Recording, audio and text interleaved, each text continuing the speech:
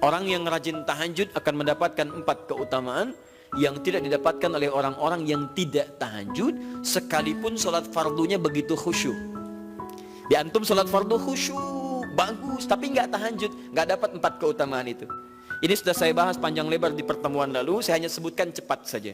1, Allah akan mengangkat karir, pekerjaan atau aktivitasnya di tempat yang terbaik. Ya deh, jadi kalau antum misalnya pengusaha atau orang karir di kantor dan sebagainya, itu akan cenderung kemudian ditolong oleh Allah, diangkat ke tempat yang terbaik. Terbaik itu tidak harus puncak yang paling tinggi, direktur, tidak misalnya, tapi tempat yang bisa membuat nyaman hidup Anda, sholat bisa nyaman, bergaul juga nyaman, dan tenang kehidupannya. Mungkin level Anda nggak sampai puncak ya direktur utama, mungkin direktur 1, 2 gitu ya, tapi Anda dijauhkan dari hal-hal yang maksiat, dijauhkan. Sholatnya enak, punya ruangan nyaman dan sebagainya. 2, Allah akan bimbing setiap ahli tahajud. Allah akan bimbing sehingga menjalani awal pekerjaannya dengan begitu mudah. Wa rabbi adkhilni mudkhala sidqin. Ya Allah, tolong bimbing saya supaya mengawali pekerjaan dengan cara yang benar. 3, awas hati-hati. Anda memang posisi tinggi, sekarang dapat proyek. Apakah setiap yang dapat proyek menjalani pekerjaannya dengan benar? Belum tentu.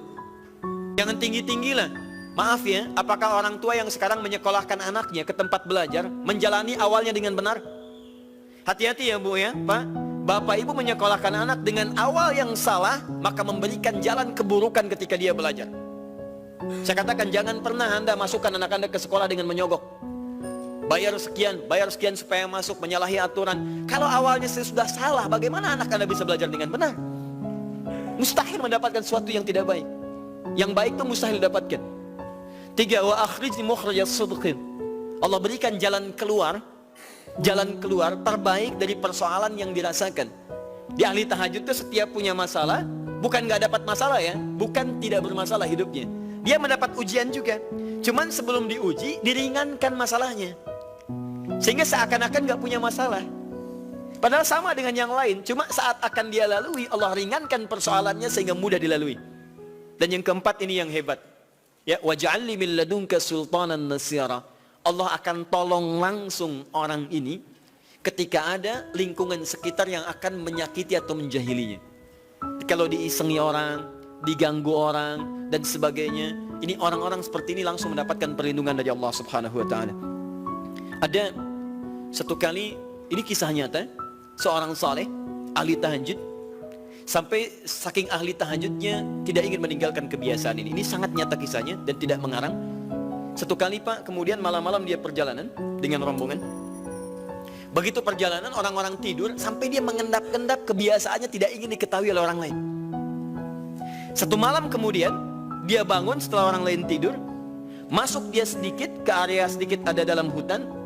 Begitu sedang menunaikan sholat, dia duga kemudian tidak ada orang lain yang melihatnya. Ternyata ada satu orang atau beberapa yang kemudian tergerak, mendengar suara dan menyaksikan kebiasaan dia. Anda tahu apa yang terjadi? Dan inilah yang disampaikan oleh orang-orang yang melihat itu.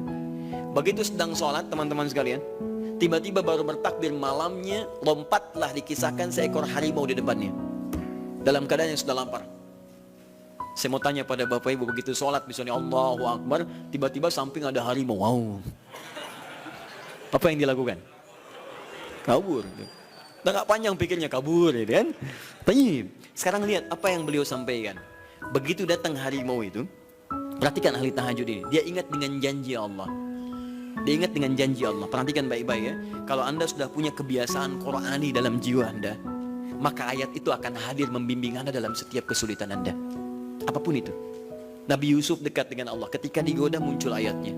Laula ar'a burhana rabbi. Kalau bukan melihat petunjuk dari Rabbnya, niscaya ada sesuatu yang buruk terjadi kepadanya. Tapi Allah jaga beliau. Lihat baik-baik teman-teman.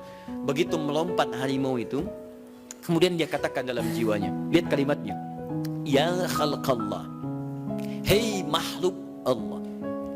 Dia tidak katakan ya namar, hei harimau, tidak. Kalau disebutkan harimaunya menunjuk pada zatnya, tapi dia lekatkan makhluk ini kepada penciptanya. Hei makhluk Allah, ya khalqallah, hei makhluk Allah, jika saya memang rizki yang telah Allah tetapkan untukmu pada saat ini, maka saya ridho untuk engkau makan, silakan, tidak ada masalah. Kalau Allah tetapkan saya sebagai rizki untukmu pada saat ini, silahkan. Tapi kalau saya bukan menjadi rizki yang telah Allah tetapkan untukmu pada saat ini, maka jangan coba-coba ganggu ibadahku hari ini. Lihat kalimatnya, bukan jangan makan aku. Ingat, bukan jangan makan aku. Jangan coba-coba ganggu ibadahku saat ini, atau aku akan mohonkan pada Allah penciptamu untuk menghancurkan engkau saat ini juga. Perhatikan, dia minta jangan ganggu tahajudnya, bukan jangan makan dirinya. Apa yang terjadi ketika dikaitkan dengan ayat perlindungan tentang tahajudnya, maka tiba-tiba harimau ini pergi meninggalkannya, mengaum sekali langsung pergi. Anda bisa bayangkan, bisa nggak malam-malam begitu Anda sholat, tiba-tiba ada nyamuk misalnya kan banyak tuh. Begitu Anda mulai disengat oleh nyamuk, diambil, Anda katakan, hei nyamuk, kalau ini memang rizki yang telah Allah tetapkan untukmu saat ini, sedot sebanyak-banyaknya, saya ikhlas. Tapi kalau bukan, jangan coba-coba ganggu saya. Atau saya mohonkan kepada Allah pencipta untuk menghancurkan engkau saat ini juga. Masya Allah. Kira-kira apa reaksi nyamuk? Makin banyak kayaknya. Coba cek. Berarti chemistry-nya harus lebih dibangun lagi. Tingkatkan. Itu wajah